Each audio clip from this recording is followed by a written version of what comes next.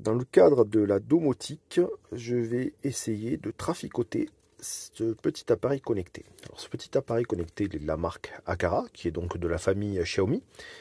Et en réalité, c'est un hub Zigbee pour les connaisseurs, c'est-à-dire d'un protocole de communication Bluetooth, qui permet donc de faire fonctionner plein d'autres appareils, capteurs de température, détecteurs de portes, etc. etc.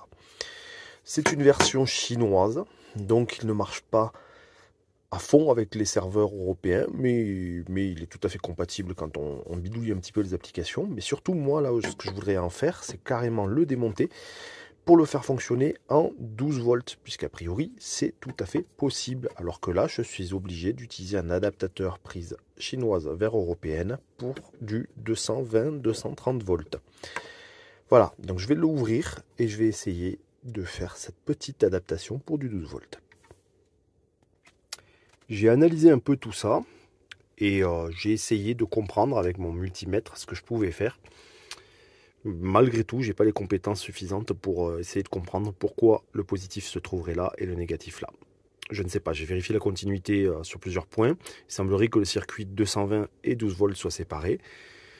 Mais bon, comme je dis, j'ai pas les compétences suffisantes pour pouvoir déterminer si c'est comment on arrive à ce résultat-là.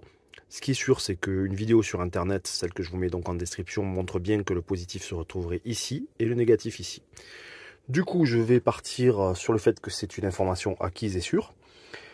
Et je vais prendre du petit câble de 16W AG, donc c'est les formats américains, équivalent à grosso modo 1,5 mm, que je vais venir souder un positif et un négatif avec un peu de large, de manière à faire des petits tests justement de 12 volts. Donc c'est parti, faire à souder, câble, et j'espère que je ne vais pas faire trop de bêtises.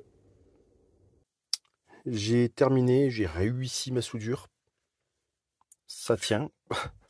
Je suis clairement pas l'homme le plus fier du monde, mais ça a l'air de faire le job. Du coup, je vais sécuriser un petit peu plus ça en collant ça au pistolet à colle sur la surface, histoire que ça soit solidarisé, que ça ne passe pas trop de contraintes lorsqu'on touche les fils sur la soudure en elle-même. Le petit est remonté, ça ne se balade plus, les deux fils tiennent plutôt bien. J'ai plus qu'à venir alimenter ces deux-là.